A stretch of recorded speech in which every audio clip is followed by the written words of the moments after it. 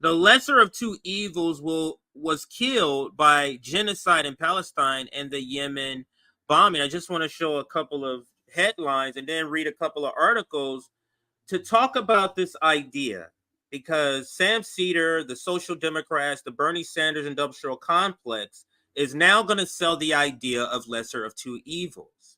And to your point of saying, how can you sell Joe Biden? Like, how can they sell this at this point, especially now after this Yemen bombing? So there's going to be a war in the Middle East for sure. And I can almost say almost for sure is my betting is what I would bet on right now. To war with China in a couple of years. They're talking about 2025. By 2025, we'll be in a war with China. Then we're talking about being bled to death by Ukraine, and they still want some money. And now we got Israel. I already said Israel. That's going to be the Middle East war. So where's the lesser of two evils at that you're selling in Biden? You're saying it could be worse than this? It can be worse than nuclear war? Is that what you're saying? Hyperbole. Or, go ahead. Hyperbole, it can be worse, CJ. Think about it like this. You get Trump elected. He banned all the Muslims. He killed all the blacks. He lock up all the women. He take up all the rights. Right? Hyperbole. That's exactly. As somebody who has lived through a Trump administration already, you can't fool me twice, motherfucker. You know what I'm saying? Dude, these motherfuckers make up shit that they want to see. What they feel in their motherfucking hearts. When they say Trump is going to kill, or like, I'm telling you, they are saying this as a threat. They're saying you better vote for Joe Biden, or we're going to wish white supremacy come down on you. We're going to wish the iron fist never let off your ass. This is a threat. It's not voter outreach. It's a threat because they have nothing else to offer your ass because everybody is done. We all broke. We all fucked up. Asking our neighbors for shit. Now we back to socialism. They forcing us back to socialism because capitalism doesn't fucking work anymore. The 1% don't know how to pay their fucking fair share. God damn. That's great. Great ridiculous. Great points. So, a few more things I have written down here. So, white moderates are not the enemy. And this is why they are the enemy, but they are cloaked in that they are friends.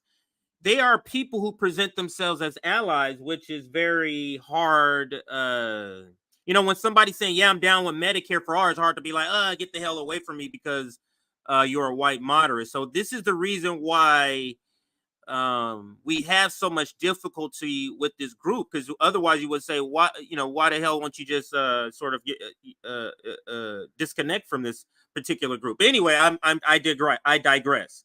But to your point, you just said, Rome, that is scare tactics, aka Trump deranged syndrome, can only work when you have one of the variables unknown. And in 2020, Rome, the variable that was unknown was a Joe Biden presidency. We knew a Donald Trump presidency. Hey, okay, it's bad. And we were sold a pipe dream on this wonderland, this wonderland for Joe Biden administration. But we've lived through both. So now there's no unknown variable here. So to your point, how can Trump deranged syndrome still work? And it's not. You can see it in the polls. That's why, Rome, he's winning in like 6 to 8 battleground states. He's winning by double digits, and I think at least 6 of them in those polls. So when we're talking about lesser of two evils, is this headline speaking to a lesser of two evils? It says Israel admits deliberately targeting journalists in strike that kills son of an Al Jazeera bureau chief. Now he has like his entire family killed because he had became sort of popularized because he had other family members killed. And now his son, who was also a journalist, was killed under a Joe Biden watch, who as to my knowledge, still refuses to say even ceasefire, refuses to say he's not down with this genocide, refuses to call it a genocide. In fact, his State Department goons is calling this without merit. I mean, look. So go ahead. This is why I don't give a motherfuck what the West considers a goddamn thing. These are the same people who redefine what are I'm about to say the wrong word. Hold on. What a recession is, right? We just did this. We just went through this. So I can give a fuck what the West got to say. What is what? What we Middle East for the last 20-something years, that was a genocide. And all we had to show for it was, damn, I'm sorry. My bad. I ain't know. What the fuck? Yes. It was a lie. And now we have Nancy Pelosi said, yeah, I knew Bush was lying. What? And these people ain't locked up for life? Ain't facing a fucking fire squad? Come on, man. We killed millions of people. We didn't wipe out generations. And people, look, we look at the numbers and we just think so bold about the numbers. But think about the trauma. Think about the children being born, being affected by those bombs that we dropped. They're being born with 3 legs, 1 eye, 3 eyes. That's real fucking life, not Futurama. Look it up. Look what happens when we do this to humans. And then we want to look at ourselves like we're the noble guy, like we're the good guys. Good at what? Killing? Psychopath. Raping? Robbing? You're great at that. Yo, yes, you're the good guys at that. But when it comes to minding your own business or trying to build a relationship instead of taking resources from another country, like I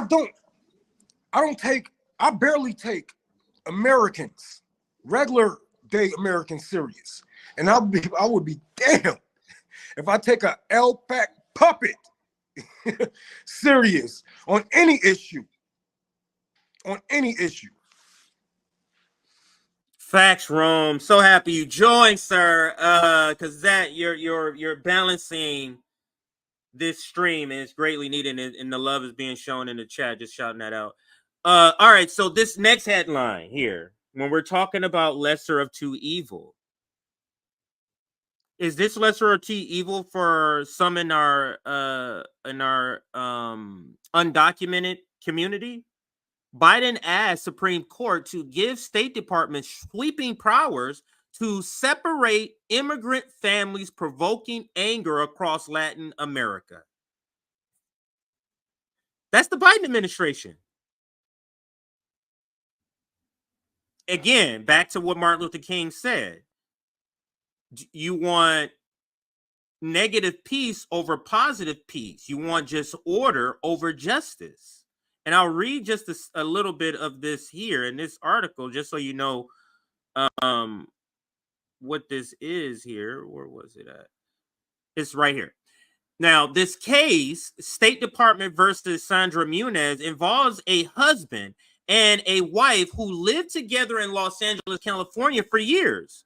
The couple was separated in 2015 as a result of an arbitrary decision by a consular's office at the U.S. Embassy in El Salvador, denying Lewis, who was the husband, the ability to re-enter the country without explaining why.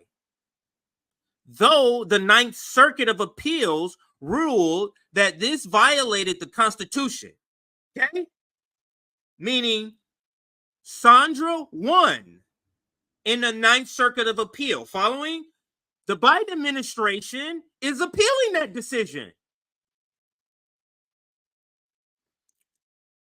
to the right-wing Supreme Court. Remember me, you and Nick was saying, this is some of the most gangster shit a nigga have ever seen. And it's like, I done seen niggas get their head blown off in front of my eyes, bro. But this is some of the most gangster shit that you can do. Even like going around Congress and bombing another country fucking 5,000 miles away from, This is some gangster ass shit, bro. And all these, the Constitution, these people break the Constitution daily in their faces. And then tell them you don't have a right to fucking talk back to me. They're trying to take away our right to protest. Like, this is some gangster ass shit, bro. This is gangster. I ain't gonna hate. I ain't gonna hate. I see you, G. When no, I know you know when gangster, gangster hood niggas know when they did some gangster shit all the time. And let me just make sure we understand what he's doing here. The Biden administration is appealing the decision to the in this they say right-wing Supreme Court, arguing, this is what the Biden administration arguing, that the Constitution does not apply in the consular's process, and not even to U.S. citizens. Understand, this is a U.S. citizen who are permanently separated from their spouse. This is the lesser of two evils, because if we changed the headline and it said Trump adds Supreme Court to give State Department sweeping powers to separate families, you guys would be in the damn streets yelling. Majority Report. They'd be on the fence crying and shit. No. Yeah, so that's what's so weird. And now let's get to the next sort of article. Because they don't want to feel guilty, dog. You know what I'm saying?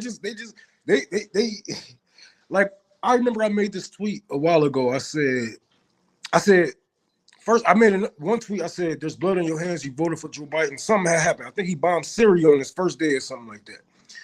And somebody was like, "I voted for Joe Biden for trans rights, for this rights and those rights." Right? I was like, "Okay, well, you voted for him for genocide, for deportation, for blah blah." Right?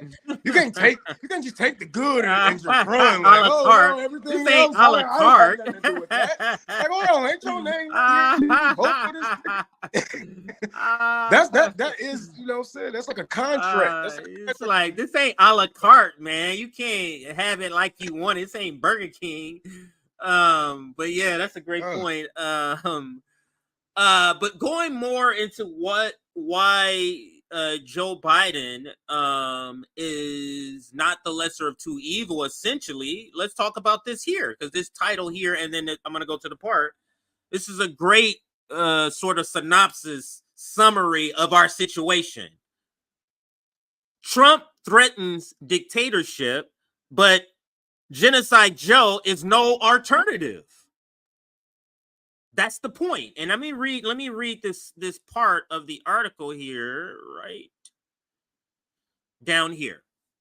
Now, let's answer this question. How is it possible that an ex-president, that's Donald Trump, who attempted to remain in power by violence on January 6, 2021, now that's not my assessment, I'm just reading the article, in violation of the Constitution, after losing the 2020 election by 7 million votes, is now leading the polls against Biden? How is that possible?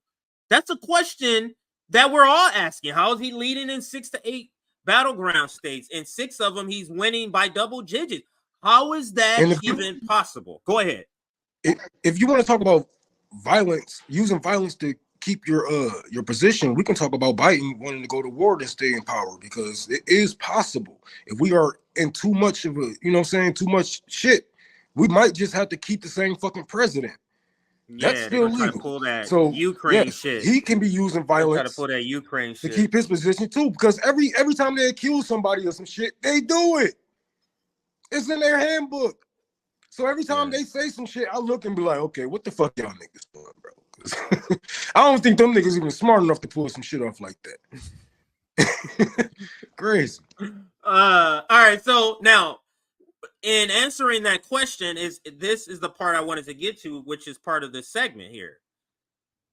Now, because we're talking about lesser of two evils, they're trying to get us to vote for a genocider because it's not VBNMW anymore. It's VG, G as in genocide. Vote genocide no matter who. Now, and I'm going to explain how that applies to the Democratic Party and Sam Cedar right here. It is because the Democratic Party has aided and abetted in the revival of the Republican Party and Trump in particular by ignoring the social problems of working people that prevailed when Biden took office. So when people, Sam Cedar and Ema, come and make a deal with you in 2020 to say, hey, not deal with them, but the Joe Biden administration, hey, yeah, I'll swallow my tongue, my pride, and vote for you as long as you say you come through and do those things, and then you don't do anything to provide solutions to the working class. What did they do with minimum wage? Nothing. What have they done on police violence? Nothing. Even after the George Look what Floyd. they're doing with the pandemic right now, bro. She was basically waving. Hey, if I would like, the press secretary basically just put her middle fingers up, like, hey, I don't know what the fuck y'all niggas talking about, blah blah blah blah blah.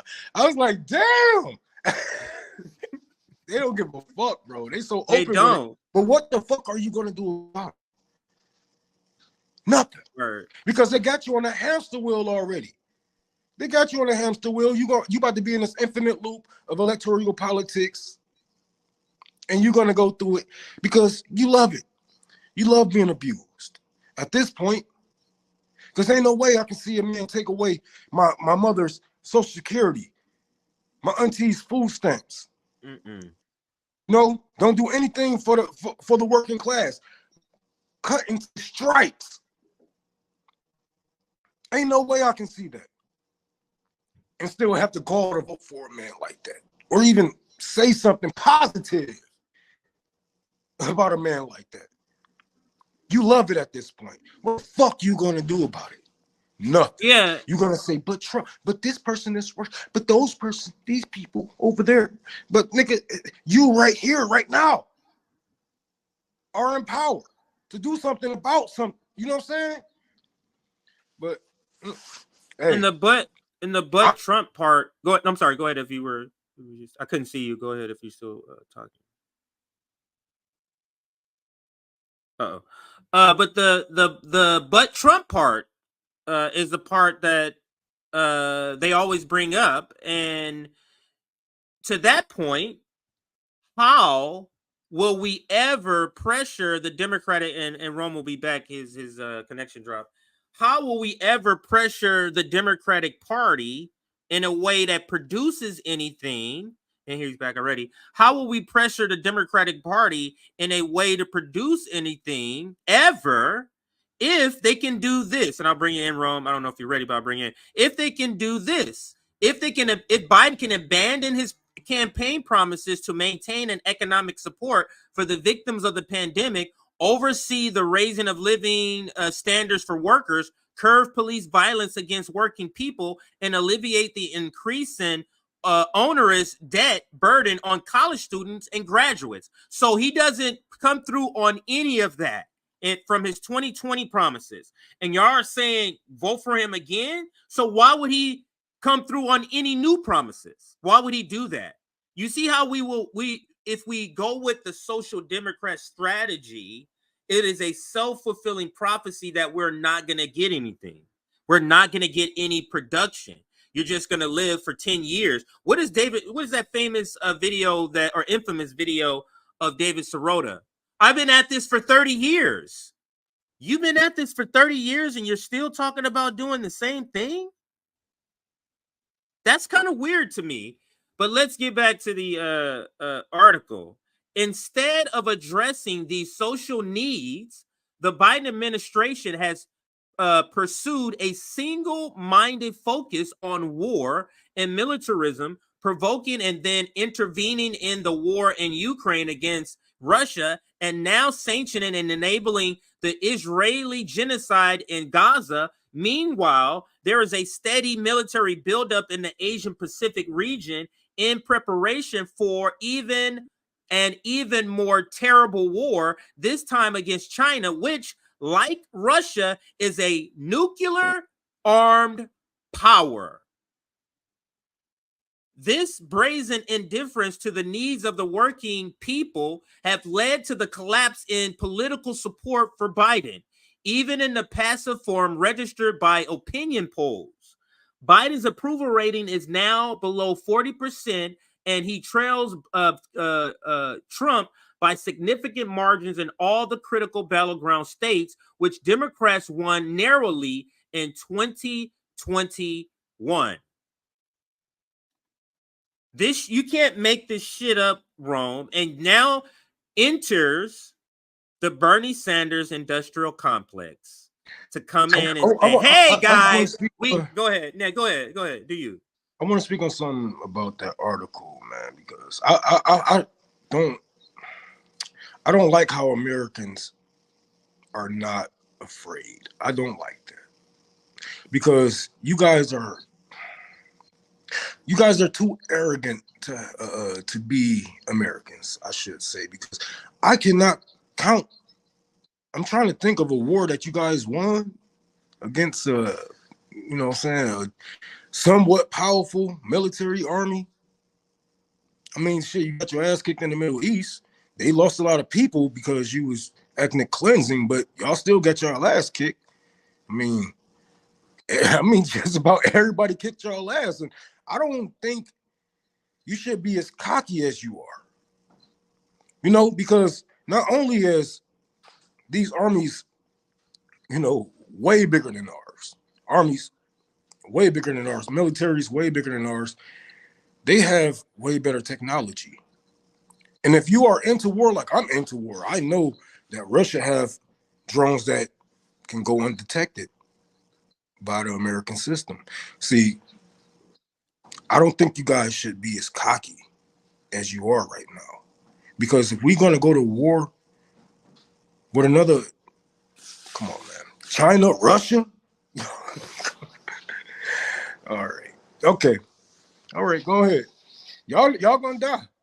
Y'all gonna die with that pride. Y'all gonna die with that pride, I'm telling you. Because you're not gonna win.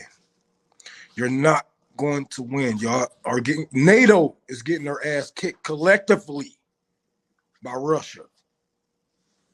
You're not gonna win. Spot on. And I got one more snippet of an article, and then we're gonna end the segment on the video with Sam Cedar. Trying to change up how I do a show. I want to do it more backwards this way, where I do the build up. But just a couple of more headlines here. This is illegal. U.S. lawmakers slam strike on Yemen. You know, the war that Biden has decided to start. Now, Sam Cedar and the Majority Report put out the video that we're going to be talking in a little bit on the day that this happened, that this article is talking about, which was an illegal strike. He did not get granted authorization by Congress to do this. And he's being called out by some Democrats. Kudos to those Democrats, even if they're social Democrats. Some Democrats are calling out that this is an illegal strike. And this is one of their publications. Common Dream is part of the sort of Jacobin left, you know, the professional managerial class. This is their one of their publications.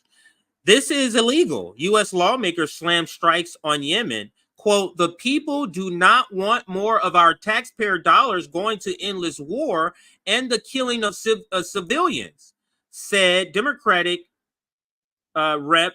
Cori Bush. Quote, stop bombing and do better by us. And I'll read just a little bit.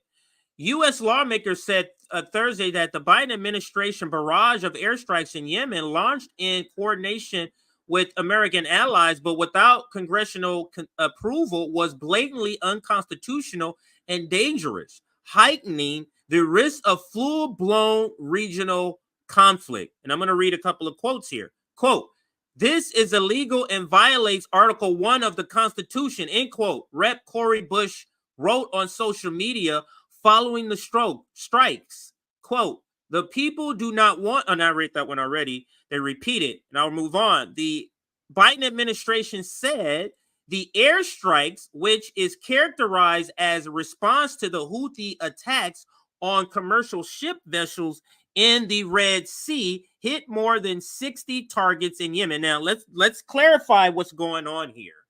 And if you watched the earlier stream on RBN, you saw Nick talk about this. And that is, understand what's happening. This is capitalists going to war, willing to go to war to save money. That's what this is about. They want to be able to take this shorter route, save money on gas and other things instead of going around Africa. They want, and they're willing to fight and kill for that and go to war. Capitalists are willing in order to save some money. You understand? That's the reason for this. And another thing that I picked up in Nick's stream that I wanted to make sure I said here, and that is when calling them the Houthis. We like the name, but understand they're trying to pretend like the Houthis aren't the representation, the military representation of Yemen. Yemen is a sovereign country. This is them. Okay, they're trying to make it seem like this is just some Negroes in the jungle. You know what I'm saying? That's what they're trying to make it seem like when they use words like rebels, and that's not what's going on here. Just wanted to clarify that part. And I'll read this last quote from these last two quotes from Pramila Jayapal and Rashida Tlaib. Quote, "This is unacceptable violation of the Constitution," said Pramila Jayapal, chair of the Congressional Progressive Caucus. Quote, "Article 1 requires that military action be authorized by Congress," end quote. Now, just like these quotes illustrate the point of the broader point, which is, now, what are they going to do, Rome? What is Pramila Jayapal? What is Cori Bush? What is Rashida Tlaib? They're going to vote in favor for them fucking bombs. They're going to fall in line. And this is all... Exactly. This is, you know what I'm saying, some bullshit political theater just to make the Progressive Caucus feel better about voting for these war criminals, because all of them by now, like, they have had short careers in politics and all of them are war criminals now. All of them voted for some bombs or some defense systems, whatever the fuck you want to call them, right? They voted in favor of war. My nigga, like, another word. Progressive Democrats are the reason why we have Space Force, bro.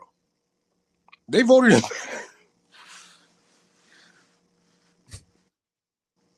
I'm sorry, that weed was good, but goddamn. All right, I get back to that. All right, let me read this last quote right here from Rashida Tlaib. Rashida Tlaib said, echoed Jayapal, writing that U.S. President Joe Biden is, quote, violating Article 1 of the Constitution by carrying out airstrikes in Yemen without constitutional approval, end quote. Now, another reason that makes this sort of just ridiculous, like virtue signaling, is because none of the wars we do are authorized by Congress. The war, we're not. I don't know if we're not technically in Syria on the books supposedly. So, but we have troops on the ground there. That was not given congressional authorization. So they're pretending like to see one military action that doesn't get authorization versus another. This is one that they can hand wring about, but there's a bunch of them that they're completely fine with, and have their mouths shut about. So that's one. I think I got one more article to show before we get to, and it's on Yemen too, because I wanted to make sure I get this part in. This second article is from World Star. I'm sorry, I always say that because it's WS, but it's a World Socialist website. The headline, if you want to look it up, the U.S. UK attack Yemen and the global eruption of imperialist war. And I'm going to read just a snippet of this right down here. Okay, here we go. The launching of military strikes against Yemen marks a new stage in a deepening imperialist military offensive throughout the Middle East and beyond. The U.S. and its imperialist allies are waging a de facto war against Iran, working to eliminate Iran's military allies throughout the Middle East. The strikes against Yemen are directed at encircling Iran and provoking it into retaliation against U.S. forces which could be used to justify a full-scale war against Tehran, which is Iran. But tell me more how Joe Biden is the lesser of two evils, Bernie Sanders' industrial complex. Rome, did you want to chime in before I bring up the video? This video, you may have seen it online, but if you have not seen it, I kind of hope you haven't seen it yet, because I want you to go into this raw, like go into this blind here, so you get your raw reaction to this shit. Because it's a short video too, so that makes it cool to cover. It's a short video, but we're still gonna cover this. So let's get to it. Oh, actually, that was it right there. I went away from it. And this is my tweet with the video, and I'll read it first. Did I have a different headline for this? Let me make sure I did not. Yeah, let's put this one up. And I'll read. This is the tweet that kind of sparked the idea for today's stream. I had another stream set up to go over current events. I think I'm gonna start do more streams like this, which is what I used to do. I did less current events, and then I started moving to current events in 2023. I'm gonna go back to my old days. But let me read this tweet and then play the video. Less than 24 hours after Genocide Joe began bombing Yemen, the Bernie Sanders industrial complex drops a clip titled "The Vote Blue Conversation in 2024." Spoiler alert, they want us to vote for Genocide Joe. The Social Democrats are the white moderates of 2024. MLK and Malcolm X warned us about people who pretend to be aligned with your policy beliefs, but always find a way to explain why they're going against those so-called policy beliefs. Notice how this video comes out right at the launch of the Democrat Party strategy for 2024.